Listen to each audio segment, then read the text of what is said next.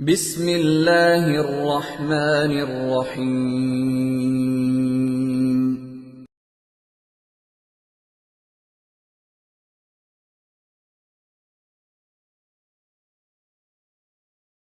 الحمد للہ وحدہ لا شریک لہ والصلاة والسلام علی من لا نبی بعدہ اما بعد فاعوذ باللہ من الشیطان الرجیم بسم اللہ الرحمن الرحیم ومن يشاقق الرسول من بعد ما تبين له الهدى ويتبع غير سبيل المؤمنين نوله ما تولى ونصله جهنم وساءت مصيرا۔ عن انس بن مالك رضي الله عنه قال قال النبي صلى الله عليه وسلم الأنبياء أحياء في قبورهم يصلون۔ عن أبي هريرة رضي الله عنه قال قال النبي صلى الله عليه وسلم من صلى علي عند قبري سمعته ومن صلى علي نائيا فقد أبلغته۔ عن أوس بن أوس رضي الله عنه قال قال النبي صلى الله عليه وسلم إن الله حرم على الأرض أن تأكل أجساد الأنبياء فنبي الله حي يرزق۔ عن عبد الله بن مسعود رضي الله عنه قال قال النبي صلى الله عليه وسلم إن لله ملائكة سياحين في الأرض يبلغوني من أمة السلام۔ وقال النبي صلى الله عليه وسلم ما من أحد يسلم علي إلا رد الله علي روحي فأرد عليه السلام۔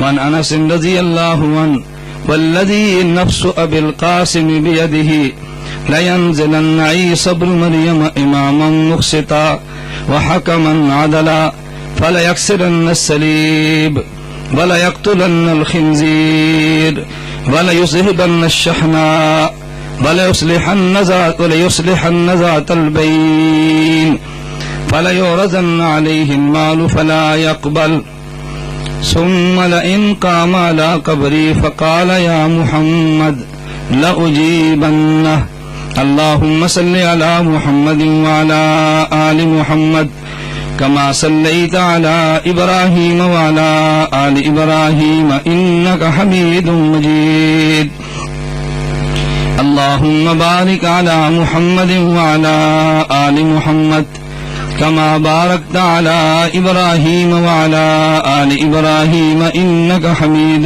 مجيد۔ میرے نہایت واجب الاحترام بزرگوں، مسلک اہل سنت والجماعت سے تعلق رکھنے والے غیور نوجوان دوستوں اور بھائیوں، آپ حضرات میں سے وہ حضرات جو آج کے جلسے میں اشتہار کو پڑھ کر آئے ہیں، کم از کم ان کو میری آج کی گفتگو پر ہرگز اعتراض کا موقع نہیں ملنا چاہیے۔ آپ حضرات نے اشتہار پہ پڑھا، اشتہار پہ عنوان صرف یہ نہیں تھا عظمت قرآن کانفرنس، بلکہ اشتہار پہ تحریر کیا گیا عظمت قرآن و عقیدہ حیات النبی صلی اللہ علیہ وسلم کانفرنس۔ معلوم ہوا کہ آج کے جلسے میں جہاں عظمت قرآن کے عنوان پر گفتگو ہوگی، وہاں خاتم الانبیاء محمد عربی صلی اللہ علیہ وسلم کی قبر مبارک میں حیات پر گفتگو بھی ہوگی۔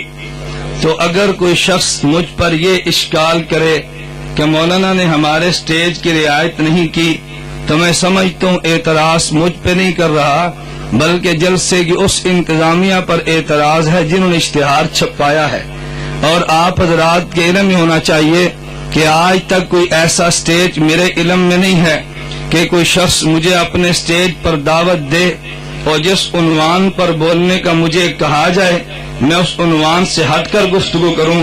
بحمد اللہ تعالی میں اللہ کی ذات پہ بھروسہ کر کے کہتا ہوں کہ میں صرف فتنہ غیر مقلدیت کے خلاف نہیں، بلکہ بحمد اللہ تعالی اگر عقیدہ ختم نبوت کا مسئلہ ہو میں دلائل پہ گفتگو کرتا ہوں، اگر نموس صحابہ رضوان اللہ علیہم اجمعین کا مسئلہ ہو میں دلائل کے ساتھ گفتگو کرتا ہوں.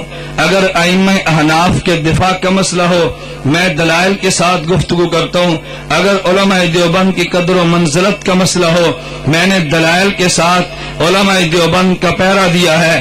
میں گزارش اس لیے کر رہا ہوں کہ میں صرف ایک عنوان پہ رٹی رٹائی تقریر کرنے کا قائل نہیں ہوں. میں ہر موضوع پہ بحمد اللہ تعالی بڑے شر و بست کے ساتھ مدلل اور مفصل گفتگو کرنے کی بحمد اللہ اہلیت رکھتا ہوں. لیکن مجھے جو عنوان سٹیج پر دے دیا جائے میں اس عنوان کی بلا وجہ نہیں بلکہ سوچ سمجھ کر پابندی کرتا ہوں. مجھے آج کے جلسے کی انتظامیہ نے یہ خود فرمایا کہ آج کے جلسے پر تمہارا عنوان نبی اکرم صلی اللہ علیہ وسلم کی قبر مبارک میں حیات پر گفتگو کرنے, لہذا میں آج کے جلسے میں عقیدہ حیات النبی صلی اللہ علیہ وسلم پہ گفتگو کرتا ہوں اور پیغمبر کی حیات کو ایمان سمجھ کر گفتگو کرتا ہوں, نبوت کی حیات کو مذہبی غیرت سمجھ کر گفتگو کرتا ہوں. خاتم الانبیاء کی قبر مبارک میں حیات کو میں علماء اہل سنت والجماعت کا اجماعی عقیدہ سمجھ کر گفتگو کرتا ہوں. یہ ان فروعی مسائل میں سے نہیں ہے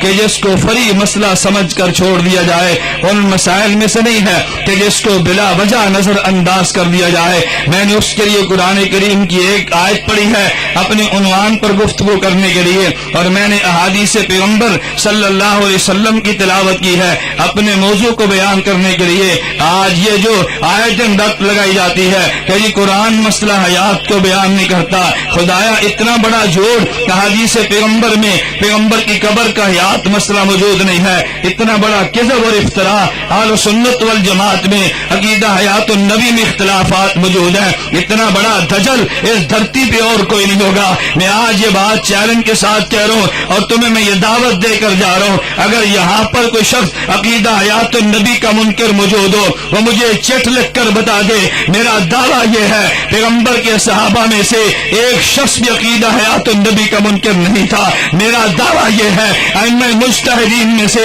ایک بھی عقیدہ حیات النبی کا منکر نہیں ہے. میرا دعویٰ یہ ہے تابعین اتباع تابعین میں سے ایک بھی اس عقیدے کا منکر نہیں ہے. بلکہ اس سے بڑھ کر میں بات کہتا ہوں اہل سنت والجماعت میں سے 1957 سے پہلے اس دھرتی پہ ایک چور بھی نہیں گزرا جو قبر میں پیغمبر کی حیات کا انکار کرتا ہو. اہل سنت والجماعت میں سے ایک ڈاکو بھی نہیں گزرا جو قبر میں پیغمبر کی حیات کا انکار کرتا ہو. قرآن کی ایک آیت بھی ایسی نہیں ہے جس میں نبوت کی حیات کا انکار ہو. ایک حدیث پیغمبر نہیں ہے جس میں نبوت کی حیات کا انکار ہو. ایک مجتہد نہیں ہے جیسے نبوت کی حیات کا انکار کیا ہو. ایک فقیہ نہیں ہے جیسے نبوت کی حیات کا انکار کیا ہو. چند حضرات کے اختلاف کرنے کی بنیاد پہ اگر اس کو اختلافی مسئلہ کہہ دو گے, آج علامہ حیدری ابھی تشریف لائیں گے, میں تمہیں کہوں گا علامہ حیدری سے تم فیصلہ کروا لو. کیا انہیں چند دن قبل یہ ناروال میں مسئلہ بیان کرتے ہوئے یہ بات نہیں کی تھی کہ اگر عقیدہ حیات النبی میں اختلاف کا نام امت میں اختلاف ہے تو مجھے بتاؤ کیا پیغمبر کی حدیث کا انکار کرنے والا مرزا غلام احمد پرویز موجود تھا؟ کیا تم حدیث کو اختلافی مسئلہ کہہ دو گے؟ کیا لوگوں نے حنفیت کی بنیاد پہ اگر فقہات کا اختلاف کیا ہے کیا فقہ اختلافی موضوع بن جائے گا؟ اگر عقیدہ حیات ختم نبوت کا انکار مرزا غلام احمد قادیانی کر لے کیا یہ اختلافی مسئلہ بن جائے گا؟ اگر ناموس صحابہ کا انکار چند رافضی کر لے کیا ناموس صحابہ یہ اختلافی مسئلہ بن جائے گا؟ نہیں نہیں, خدا کی قسم جس طرح عقیدہ ختم نبوت پہ امت کا اجماع ہے, ناموس صحابہ پہ امت کا اجماع ہے, فقہ اجتہاد پہ امت کا اجماع ہے. نہیں اس طرح قبر میں پیغمبر کی حیات پہ امت کا اجماع ہے. جو عقیدہ حیات النبی کو نہیں مانتا وہ قرآن کو بھی چھوڑ گیا ہے, عقیدہ حیات النبی نہیں مانتا, حدیث پیغمبر کو چھوڑ گیا ہے, عقیدہ حیات النبی نہیں مانتا, اصحاب پیغمبر کو بھی چھوڑ گیا ہے, عقیدہ حیات النبی نہیں مانتا, امت کے اجماع کو بھی چھوڑ گیا ہے. اجماع کو چھوڑنے والے کو تو سنی کہتے, میں سنی نہیں کہتا. جو قبر میں پیغمبر کی حیات کا منکر ہے رب کعبہ کی قسم وہ سنی نہیں ہے, وہ بدعتی ہے.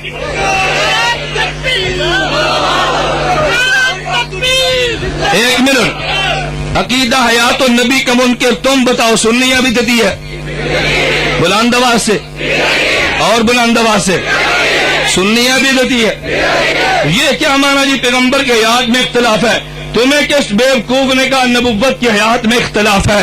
میں نے عرض کیا میری مجبوری یہ ہے کہ میں نے جلسے کی انتظامیہ سے عرض کیا تھا کہ میں نے ان کو تو وقت آئندہ جمعے کا دیا تھا، ان حضرات نے اچانک فرمایا ہم نے پروگرام کینسل کر کے جمعے کی بجائے جمعرات رکھ لیا ہے۔ میں نے خدمات شیخین کانفرنس گجرانوالہ امام اہل سنت شیخ سرفراز خان رحمہ اللہ کی یاد میں آج کانفرنس آپ کے علم میں ہوگا، حضرت صوفی صاحب رحمہ اللہ کی یاد میں آج کانفرنس ہے، چونکہ میں نے تفصیلاً گفتگو وہاں پہ کرنی ہے، میں نے ان سے معذرت کی تھی مگر ان کے حکم عمر میں تھوڑی دیر کے لیے آپ کی خدمت میں حاضر ہوں۔ میں بڑے اختصار سے بات لیکن مدلل بات کرنا چاہتا ہوں۔ تم میں سے جس کے مگر تو اگر کسی نے ماں کا دودھ پیا ہے میرے دلائل کا جواب وہ دے۔ پیغمبر کی حیات پہ قرآن کی آیت لا تحسبن الذین قتلوا فی سبیل اللہ امواتا موجود ہے، پیغمبر کی حیات پہ قرآن کی آیت لا تقولوا لمن یقتل فی سبیل اللہ آیت موجود ہے، پیغمبر کی حیات پہ قرآن کریم کی آیت یا لیت قومی یعلمون آیت موجود ہے، نبوت کی حیات میں قرآن کریم کی آیت وَلَقَدْ آتَيْنَا مُوسَى الْكِتَابَ فَلَا تَكُنْ فِي مِرْيَةٍ مِّن لِقَائِهِ یہ آیت موجود ہے، پیغمبر کی آیت پیغمبر کی حیات پہ الانبیاء احیاء فی قبورہم حدیث موجود ہے، نبوت کی حیات پہ من صلی علیہ عند قبری ارے حدیث موجود ہے، نبوت کی حیات پہ نبی اللہ حی یرزق ارے حدیث موجود ہے، نبوت کی حیات پہ ان للہ ملائکۃ سیاحین فی الارض حدیث پیغمبر موجود ہے، ارے پیغمبر کی حیات پہ لئن قام علی قبری فلئن قام علی قبری فقال یا محمد لاجیبنہ اجیبنہ ارے حدیث موجود ہے، پیغمبر کی ہدایت مبارکہ پہ یہی ایک حدیث نہیں حدیث مبارکہ موجود ہے، لیکن اگر قرآن میں نص موجود نہ ہوتی، اگر پیغمبر کی حیات پہ حدیث مبارک موجود نہ ہوتی، ارے سنیو تمہارے اور میرے لیے بہت بڑی دلیل وہ موجود تھی جو ہم نے خلافت صدیق پہ دلیل دی ہے۔ سپاہ صحابہ کے نوجوانوں میں تم سے پوچھتا ہوں اگر تم سے کو پوچھے پیغمبر کے بعد خلیفہ اول کا نام کیا ہے تم سب جواب دو گے حضرت ابوبکر صدیق رضی اللہ عنہ ہے۔ اگر میں تم سے پوچھ لوں صدیق کی خلافت پہ قرآن سی وہ کون سی نص موجود ہے کہ جس میں رب نے صدیق کا نام لے کر کہا ہو صدیق خلیفہ اول ہے، تو مجھے جواب میں کون سی آیت پیش کرو گے؟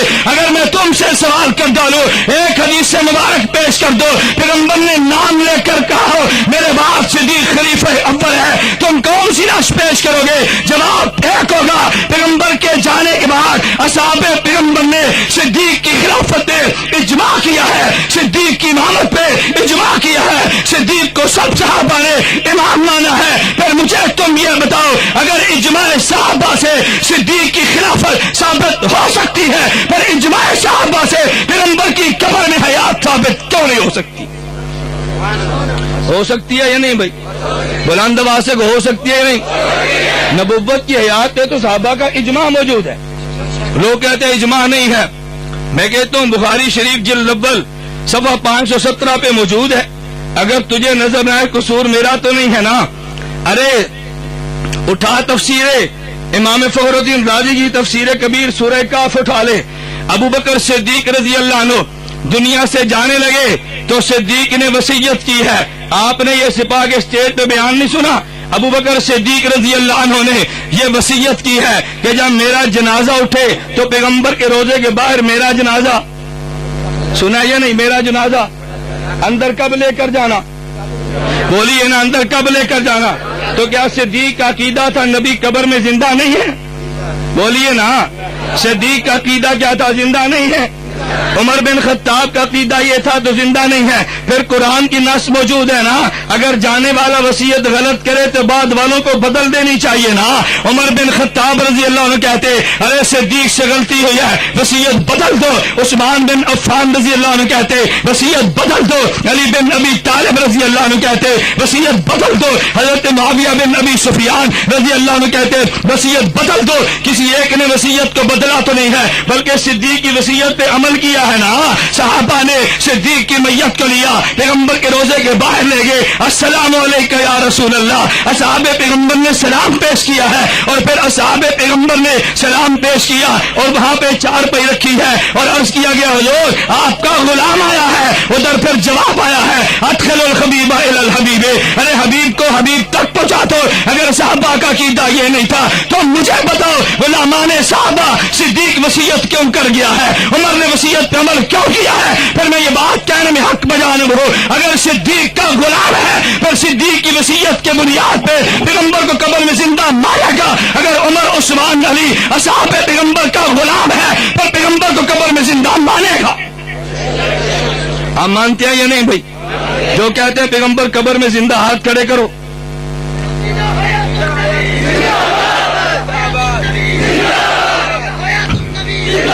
بلند آواز سے کو عقیدہ حیات النبی، اور بلند آواز سے عقیدہ حیات النبی، اور بلند آواز سے عقیدہ حیات النبی۔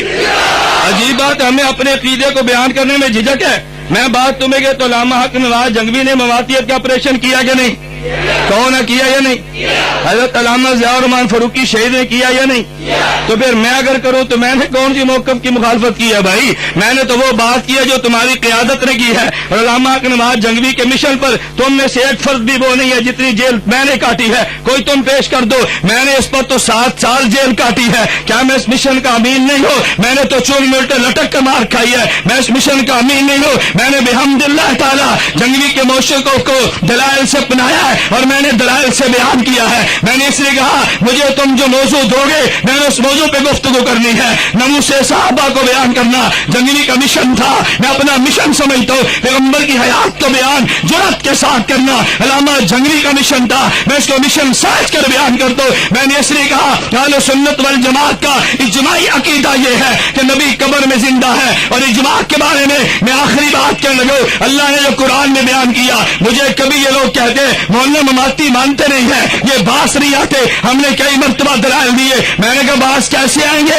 خالق نے خود قرآن میں اعلان کر دیا وَمَن يُشَاقِقِ الرَّسُولَ مِن بَعْدِ مَا تَبَيَّنَ لَهُ الْهُدَىٰ وَيَتَّبِعْ غَيْرَ سَبِيلِ الْمُؤْمِنِينَ، جو شخص اجماع امت کو چھوڑ دے نُوَلِّهِ مَا تَوَلَّىٰ وَنُصْلِهِ جہنم، اللہ قرآن میں اعلان کرتے ہیں میں اس کو 2 سزائیں دوں گا، نمبر 1 ہدایت کی توفیق نہیں دوں گا، نمبر 2 قیامت کے دن جہنم دوں گا۔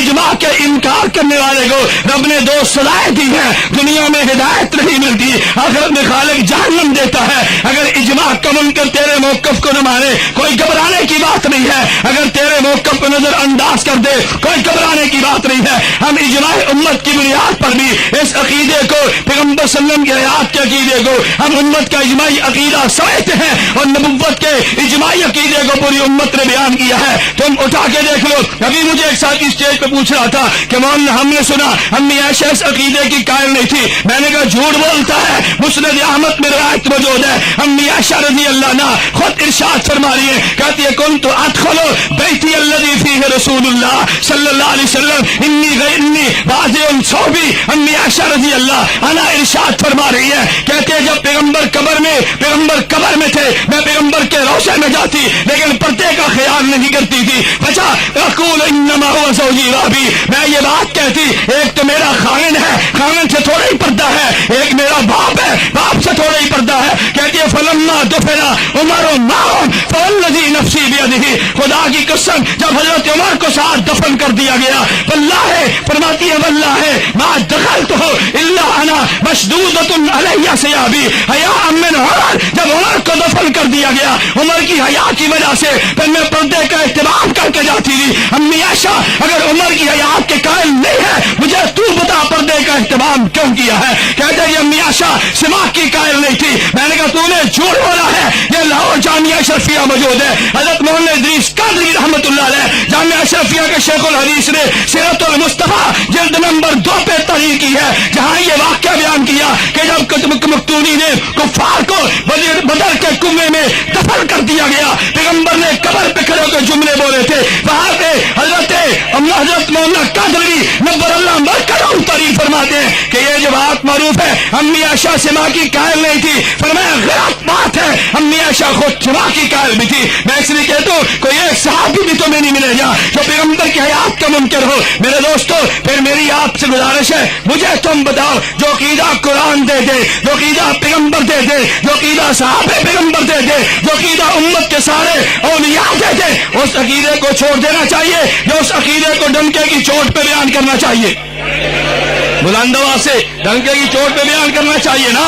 اس لیے میں کہتا ہوں ہمیں اپنے موقف کو بیان کرنے میں کوئی جھجک نہیں ہے. مجھے آج یہاں کے ایک ساتھی نے فون کیا, مولانا آ رہے ہیں؟ میں نے کہا میں انشاءاللہ ضرور آؤں گا. کہتا ہے یہاں مشہور کر دیا گیا ہے, الیاس گنمن دوڑ جاتا ہے, ڈر جاتا ہے, وہ نہیں آئے گا. میں نے کہا میں تمہارے سینے پر مونگ ڈال کے جیوں گا. تمہیں غلط فہمی ہے گنمن ڈر جاتا ہے. میں نے بحمدللہ کراچی کا پشاور تمہاری زبان گم کر دی ہے. ارے گالیاں دینی آسان ہے, جھوٹ بکنا آسان ہے, اور پروپوگنڈے کرنے بہت آسان ہے. وہ دور گزر گیا جب تم نے مناظرے کے میدان میں پروپوگنڈے کیے, وہ دور گزر گیا. لیکن تو آج پوچھو سپاہ کی قیادت موجود ہے. اگر ڈیرہ غازی خان شیعت نے چیلنج دیا تو 2 سال پہلے یہی گنمن شیعت کو رقام دینے کے لیے گیا تھا. میں آج بھی کہتا ہوں اگر شیعت چیلنج کرے گی میں انشاءاللہ مناظرے کی میدان میں زبان گم کر دوں گا. مرزائیت بولے گی ہم زبان گم کر دیں گے. ابھی میں سعودیہ کے سفر میں تھا, مجھے وہاں کیوں علماء نے کہا معراج ربانی 10 سال سے بھونک رہا ہے, کسی نے جواب نہیں دیا. توصیف الرحمان 10 سال سے میڈیا میں بھونک رہے, کسی نے جواب نہیں دیا. میں نے سعودیہ میں 8 گھنٹے کی طویل نشست میں ریکارڈنگ کرا کے آئے ہوں. جب میں مولانا تقی عثمانی دامت برکاتہم کو جب گزشتہ کل پرسوں مولانا تقی عثمانی دامت برکاتہم کو 1 بجے ملا, میں نے علماء سے کہا, میں نے جدے سے فوراً واپسی پہ جامعہ الرشید میں ناشتے میں میٹنگ کی ہے. میں نے 11 بجے جامعہ فاروقیہ میٹنگ کی ہے. 1 بجے علامہ تقی عثمانی صاحب سے دارالعلوم کراچی میٹنگ کی ہے. میں نے عصر کی نماز کو نیو ٹاؤن میں ڈاکٹر عبدالرزاق اسکندر دامت برکاتہم سے میٹنگ کی ہے. میں نے عشاء کے بعد گول مارکیٹ میں نے کراچی میں بیان کیا, اور صبح 11 بجے جامعہ اشرف المدارس میں نے مولانا کی مدد سے میٹنگ کی ہے. میں نے کہا سعودیہ میں نے اس حد تک زبان ان کی بند کر دی ہے, اور انشاءاللہ رب نے توفیق عطا فرما دی. ہم دلائل کی دنیا میں ہر اس زبان کو روک دیں گے جو پیغمبر کے خلاف اٹھے, ہر اس زبان کو روک دیں گے اصحاب پیغمبر کے خلاف اٹھے, ہر اس زبان کو روک دیں گے جو علماء دیوبند کے خلاف اٹھے. مجھے تم بتاؤ روکنا چاہیے کہ نہیں؟ روکنا چاہیے کہ نہیں بھائی؟ 1 منٹ نعرے چھوڑو. میں نے عرض کیا تم مجھے بتاؤ زبان روکنی چاہیے کہ نہیں بھائی؟ ہم نے مرزائیت کو فتنہ سمجھا ہے, ہم نے مودودیت کو فتنہ سمجھا ہے, ہم نے سبائیت کو فتنہ سمجھا ہے, تو ہم نے مماتیت کو بھی بلند آواز سے کہو نا, ہم نے مماتیت کو بھی. بھائی غلط نظریہ تم بدل ڈالو نا, تم مجھے گالیاں دیتے ہو, بدل ڈالو. میں نے کئی 1 مرتبہ کہا, میں آج پھر کہتا ہوں یہ میرا چیلنج ریکارڈ پر موجود ہے. میں آج پھر تمہیں کیا کر جا رہا ہوں, جو شخص عقیدہ حیات النبی کا منکر ہے, اہل سنت تو نہیں تھا, یہ بات تو موجود ہے, لیکن میں تمہیں جو بندی نہیں مانتا, جو پیغمبر کی حیات کا منکر نہیں ہے, وہ کفن جو بندی نہیں ہے. اگر تمہیں اپنے جو بندیت پہ ناز ہے, میں آج بھی کہتا ہوں جاؤ اپنی جماعت کے لیٹر پیڈ کے امیر سے لکھوا کر لاؤ, جاؤ اپنی جماعت کے ناظم اعلیٰ سے لیٹر پیڈ پہ لکھ کر لاؤ. ہر آئے دن ایک کیڑا اٹھتا ہے, اور یہ الیاس گنمن سے ہم سے مناظرہ. میں نے کہا تمہاری اتنی وقت نہیں ہے میں تمہیں جوتے کی نوک پہ لکھ سکوں. اپنی قیادت سے بات کرو, اپنی قیادت کو تیار کرو مناظرے کے لیے. میں تمہیں دل کو تارے نہ دکھا دوں, مجھے جو بندیت کا بیٹا نہ کہنا.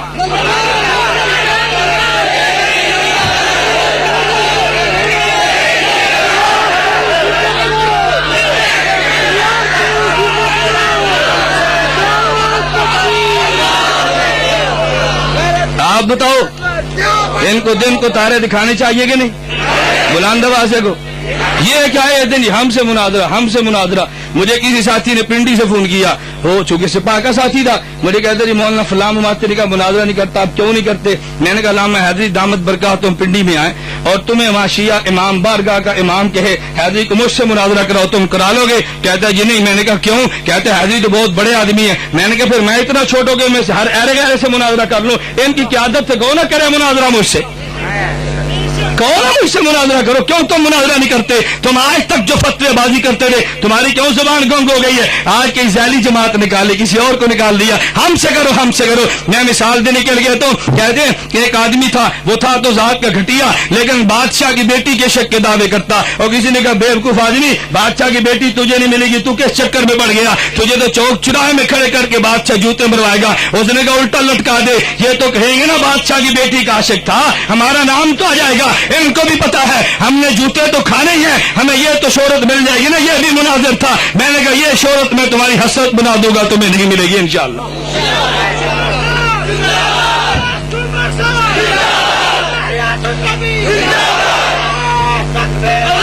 بات ٹھیک ہے غلط ہے بھائی بولیے؟ میں نے مناظرے کا انکار کیا, کرو مناظرہ, کون منع کرتا ہے؟ لیکن قیادت کو لاؤ نا. ایک یہاں لاہور مدرسے میں بیٹھا ہے، شاگرد فون کرتے ہمارے استاد جی نے کہا، میں نے کہا استاد جی کی موبائل پہ مجھ سے بات کراؤ، تمہیں جو بات کرتا ہے مجھ سے بات کرے نا، کیوں جھوٹ بولتا ہے درسگاہ میں بیٹھ کر؟ میں اس لیے گزارش کرتا ہوں، اگر میں بات نہیں کرتا پھر بھونک ماریں گے دوڑ گیا، آج بولتا نا آج بولتا، اگر میں گفتگو کر دوں کہتے ہیں آج گمن نے اختلاف پیدا کر دیا۔ مجھے ایک سپاہ کے ساتھی نے کہا وہ جی مولانا آپ نے نیا مسئلہ چھیڑ دیا، میں نے کہا جب مولانا حق نواز رحمہ اللہ نے بات کی تھی تو لوگوں نے کہا تھا نیا مسئلہ چھیڑ دیا، تو مولانا حق نواز رحمہ اللہ پتہ کیا جواب دیتے؟ فرمایا شیعت کو کافر میں نے نہیں کہا، میرے اکابر نے کہا، میں نے بیان کیا، میں نے کہا ان کو بدعتی میں نے نہیں کہا، اکابر نے کہا تو میں نے بیان کیا ہے، میں تھوڑا کہہ رہا ہوں، اکابر نے کہہ دیا میں نے بیان کر دیا، تم کہہ دو اکابر نے نہیں لکھا، میں اپنی بات نہیں کہتا، میں تو اکابر کی بات کہتا ہوں، ہم محقق نہیں، ہم تو ناقل ہیں، اللہ میں بات سمجھنے کی توفیق عطا فرما دے۔ کہتے ہیں برائے مہربانی اٹک کی صورت وضاحت فرما دیں، میں نے اٹک کی وضاحت کر دی ہے نا، آپ شاید سمجھے نہیں ہے اٹک کی وضاحت کیا ہے۔ جیسے میں یہاں بیان کرنے کے لیے ایک یہاں لڑکا کھڑا ہوگا، ہم سے مناظرہ کرو، میں نے کہا بھی تجھ سے مناظرہ، تیرا امیر کوئی نہیں ہے، تیرا نازم اللہ کوئی نہیں، تیری جماعت کوئی جی ہے، میں نے کہا جماعت سے لکھوا کر لیا، یہ چلا گیا اور باہر مشہور کر دیا، الیاس گمن آیا تھا نڑبڑ دوڑ گیا، بھائی یوں میں اٹک سے دوڑو کہ بھائی آئے مناظرہ کرنا، میں نے کہا جماعت سے لکھوا کر لاؤ نا، آج اگر تمہیں جوتے پڑ گئے تمہاری جماعت مان لے گی؟ انہوں نے کہا ہم نے تھوڑا بھیجا تھا، ہم نے تو نہیں بھیجا، میں نے اس لیے کہا اگر لاہور مناظرہ ہوگا تو گجرات والے کہیں گے ہم سے کرتا تو پتا چلتا نا، اگر گجرات والوں سے کیا پنج پیر والے کہے گا ہم سے کرتا تو پتا چلتا نا، میں نے کہا یار تم ایک نمائندہ جماعت طے کر لے تاکہ اس کی فتح شکست پوری جماعت کی فتح شکست ہو، روز روز کی بحث ختم ہو جائے، بات ٹھیک ہے غلط ہے؟ کرو تیار ان کو۔ پھر کہتا شیعہ قادیانی یہودی عیسائی وغیرہ سے سلام کرنا بالکل جرم ہے، شیعت کو سلام کرنا بھی جرم ہے، جواب دینا بھی جرم ہے، یہودی عیسائی کو تو کوئی بھی سلام نہیں کرتا، شیعت سے نکاح بھی جرم ہے، سلام بھی جرم ہے، عیادت بھی جرم ہے، ان کے جنازے میں شرکت بھی جرم ہے، کافر سے بلا کون سا سمجھوتا؟ ان کو سلام کہنے کا مطلب کیا ہوا؟ جو جرم ہے وہ جرم ہے، ہم وہ جرم کو ڈنکے کی چوٹ پہ بیان کرتے ہیں۔ اللہ میں شیعت کے ساتھ وہی نفرت عطا فرمائے جس نفرت سے اللہ کا رسول خوش ہو جائے۔ کہتے ہیں کچھ لوگ کہتے ہیں آپ صلی اللہ علیہ وسلم درود پاک کو نزدیک سے سنتے ہیں دور سے نہیں سنتے، عجیب بات ہے کہ نزدیک سے سنتے ہیں اور دور سے نہیں سنتے، اور مشرک لوگ کہتے ہیں آپ صلی اللہ علیہ وسلم درود دور اور نزدیک چاہے جہاں سے سنتے ہیں۔ میں نے کہا بھی ایک عقیدہ افراد کا ایک تفرید کا، ایک شخص نے کہا نبی وہاں سے بھی سنتے ہیں یہاں سے بھی سنتا ہے، یہ تو حد کراس کر گیا، ایک نے کہا یہاں سے بھی نہیں سنتا وہاں سے بھی نہیں سنتا، یہ بھی ایک طرف نکل گیا۔ ہم نے کہا چونکہ پیغمبر قبر میں زندہ ہے اور مخلوق کی صفت یہ ہے اگر قریب ہو تو زندہ سن لیتا ہے، اگر دور سے بولو تو زندہ نہیں سنتا، وہ خالق کی صفت ہے کہ نزدیک و دور سے سنتا ہے، مخلوق کی صفت یہ نہیں ہے قریب سے زندہ کو پکارو گے سن لے گا اور دور سے کہو گے تو نہیں سنے گا۔ مجھے ایک ساتھی نے کہا اگر یہ مان لے نبی قبر میں زندہ ہے تو شرک ہوا، اور میں نے کہا کم عقل شرک یہ نہیں ہے، ہم نے کہا نبی سن لیتا دیتا تب بھی نہیں ہے، تو نے کہا نہیں دیتا کیونکہ سنتا جو نہیں ہے، تو توحید تو ہم نے بیان کیا ہے، وہ سن لیتا ہے مگر دیتا، تو کہتا ہے کیوں نہیں دیتا؟ سنتا جو نہیں ہے، ہم نے کہا وہ سن کر بھی نہیں دے سکتا تو دے گا کیسے؟